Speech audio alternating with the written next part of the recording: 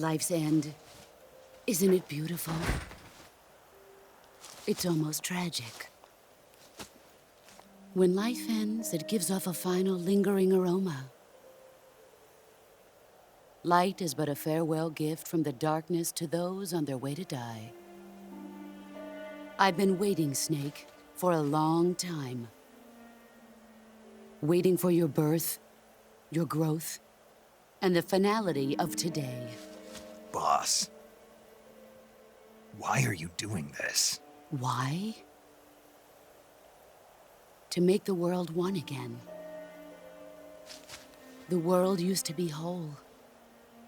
But with the end of the Second World War, the philosophers began to fight amongst themselves, and the world was torn apart. The Cobras, my comrades who trained and fought alongside me, were torn apart as well. The foibles of politics and the march of time can turn friends into enemies just as easily as the wind changes. Ridiculous, isn't it? Yesterday's ally becomes today's opposition, and this Cold War. Think back, when I was leading the Cobras, America and Russia were fighting together.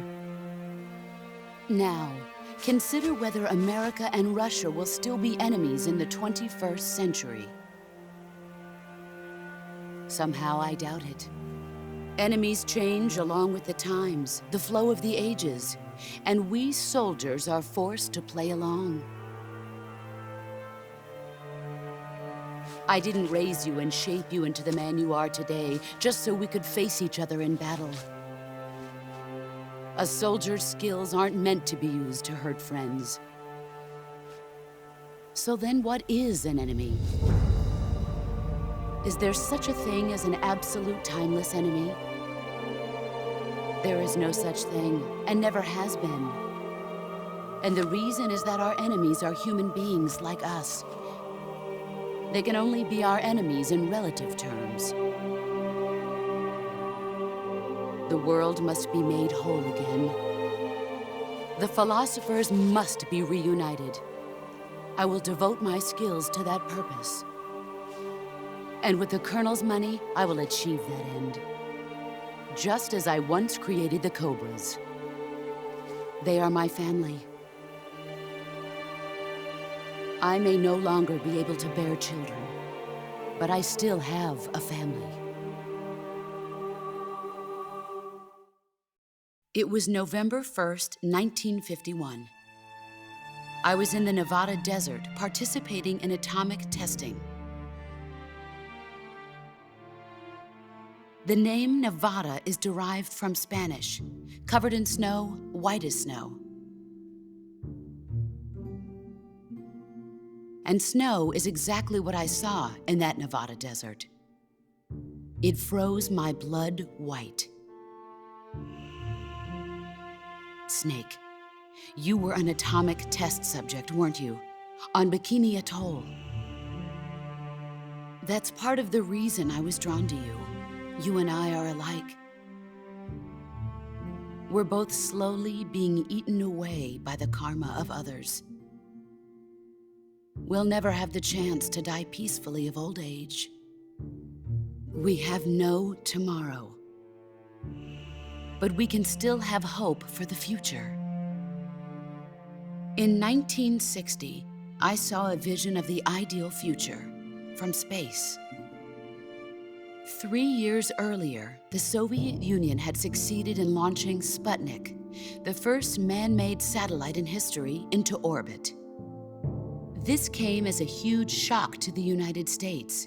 In response, America threw everything it had into its own manned spaceflight project, the Mercury program. Even as the Soviets seemed poised to send their first man into space, America was still experimenting with chimpanzees and rockets. The government wanted human data. So they secretly decided to send a human being into space. I was the one they chose. At the time, they didn't have the technology to block out cosmic rays, and whoever they sent up would inevitably be exposed to heavy radiation. That's why they chose me. After all, I'd already been irradiated once. Of course, you won't find any of this in the history books. I could see the planet as it appeared from space. That's when it finally hit me. Space exploration is nothing but another game in the power struggle between the US and the USSR. Politics, economics, the arms race, they're all just arenas for meaningless competition. I'm sure you can see that, but the Earth itself has no boundaries. No East, no West, no Cold War. And the irony of it is, the United States and the Soviet Union are spending billions on their space programs and the missile race, only to arrive at the same conclusion. In the 21st century, everyone will be able to see that we are all just inhabitants of a little celestial body called Earth. A world without communism or capitalism, that is the world I wanted to see. But reality continued to betray me.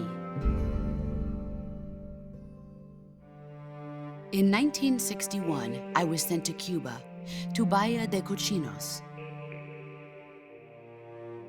It was part of a CIA-sponsored invasion under the guise of taking Cuban exiles back to their country.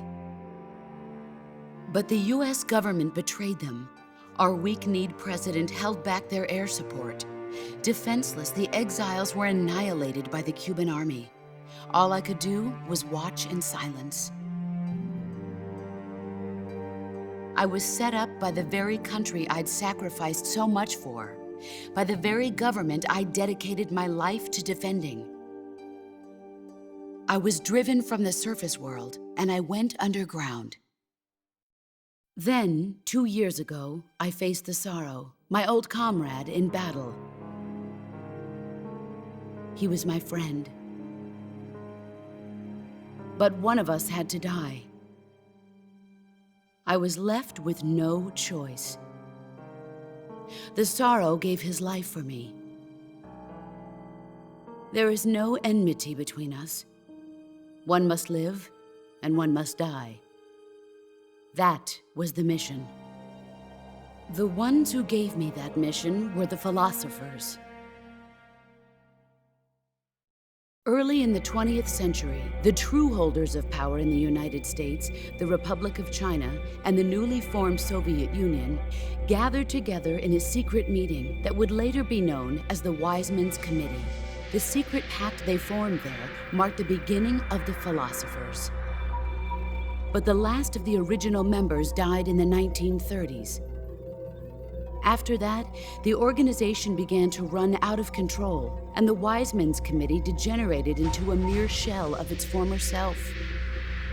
The philosophers of today have no sense of good or evil. Their influence extends to countries and organizations involved in every aspect of every war. They have become war itself. That's how they operate. The sacrifices of war cause a shift in the times. This shift leads to renewed conflict, and in turn triggers the next war. Like a nuclear chain reaction, each conflict sparks countless others, forming an endless spiral that will continue on for eternity. Do you understand what I'm saying, Snake? By consuming me and you, the philosophers intend to keep that cycle going forever. It was my father who explained all of this to me. He was one of them. You see, I am the last remaining child of the philosophers. But after he revealed the truth, my father was killed by that same shapeless, formless organization. And my father isn't the only thing the philosophers have taken from me.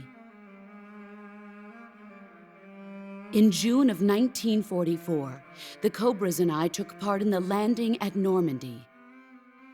We'd been given a top-secret mission to locate and destroy enemy V-2 rocket installations. I was pregnant at the time. The Sorrow was the father. I gave birth on the field of battle. A beautiful baby boy, But my child was snatched away from me by the philosophers.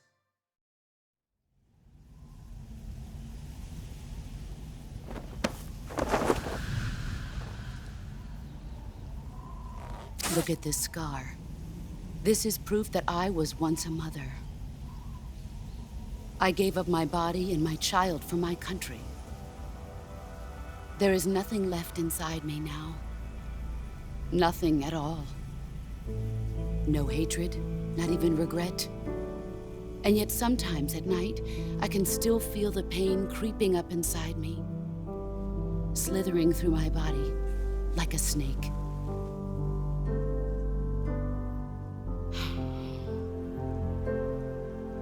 I've never talked this much about myself before. Thanks. Thanks for listening to me.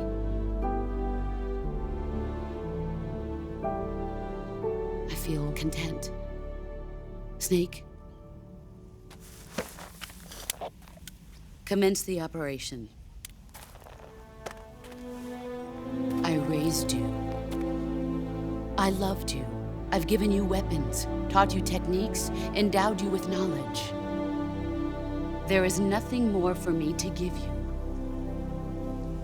All that's left for you to take is my life, by your own hand. One must die, and one must live. No victory, no defeat. The survivor will carry on the fight. It is our destiny. The one who survives will inherit the title of boss. And the one who inherits the title of boss will face an existence of endless battle. I'll give you 10 minutes. In 10 minutes, MiGs will come and bomb the hell out of this place. If you can beat me in less than 10 minutes, you'll be able to escape in time. Let's make this the greatest 10 minutes of our lives, Jack. Boss. You're a soldier. Finish your mission. Prove your loyalty. Face me.